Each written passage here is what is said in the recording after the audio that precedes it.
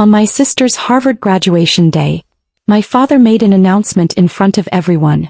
The $13 million mansion, the company and the trust belong only to her. You will always be a failure. Everyone started laughing.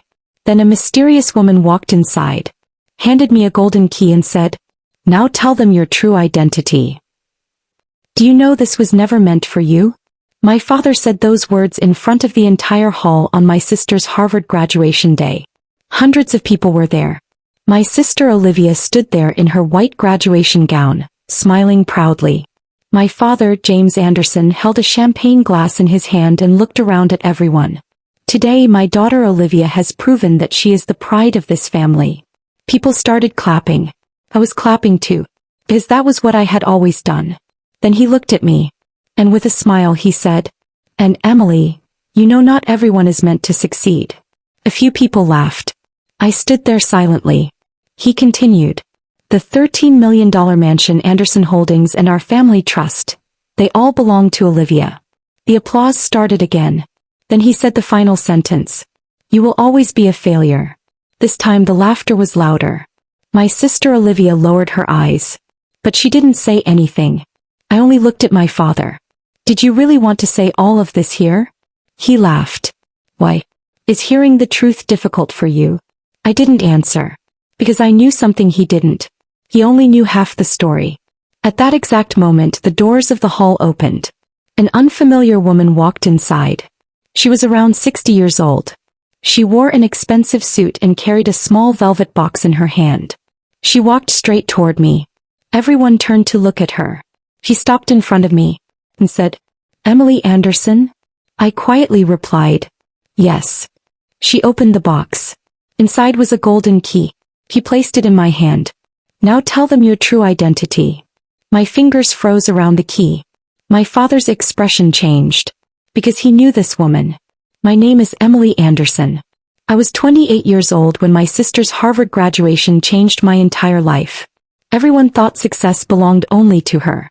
Olivia, my younger sister, 24 years old. Beautiful, intelligent, and always the family favorite. Dad called her the future CEO. Mom called her the perfect daughter. Me. I was the daughter people described like this. Emily is good, but she's not like Olivia. My mother, Susan Anderson, was always comparing us. Look, Olivia got into Harvard. Look, Olivia got an amazing internship. Look, Olivia made the family name proud.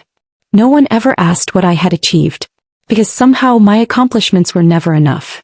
My father, James Anderson, was a powerful businessman.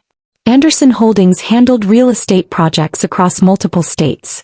From the outside he looked like a successful man. Inside he was someone who needed control. To him even family relationships were like business decisions. Everything had value. Who could benefit him? Who couldn't? After the graduation ceremony, the reception began. People were taking pictures with Olivia. I stood alone near the side of the room. That was when Dad came toward me. "Are you upset?" I looked at him. "Do you think I shouldn't be?" He laughed. "Emily, you always overreact. You called me a failure in front of everyone. Because you need to hear reality." I looked at him. "And Olivia?" He answered immediately. "Olivia worked hard." I nodded. "So did I."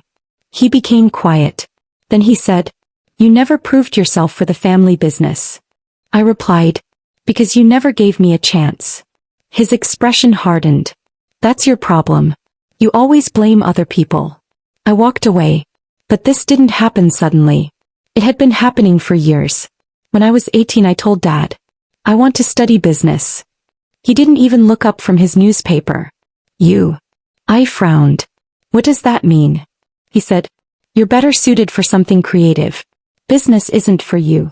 I asked, "What about Olivia?"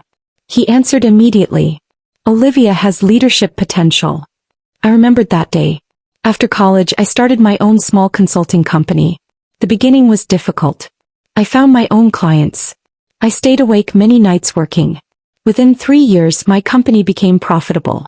But Dad never mentioned it. One night at a family dinner he asked, "Are you still doing that little project of yours?" I said, "It's not a little project anymore. It employs 6 people." He shrugged. "That's nice. As a hobby." I stayed quiet. But the strangest part was that Olivia was not always cruel to me. Sometimes she came close and talked to me. One night she said, "Emily, I hate how Dad treats you." I looked at her. "Then why don't you say something?" She went silent. "Because I don't know how." At the time I thought she was just weak. I didn't know she was hiding a secret too. 2 weeks after graduation, the same unfamiliar woman came to my house. Her name was Eleanor Brooks. She was our family's longtime attorney. I invited her inside. She placed a file on the table.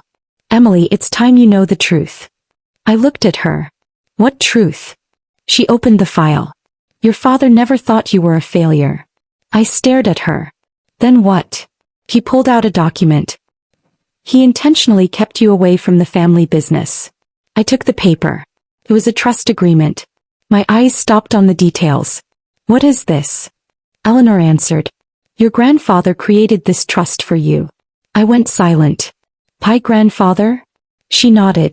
"Before his death, he left the majority of his inheritance in your name." I looked at the document again.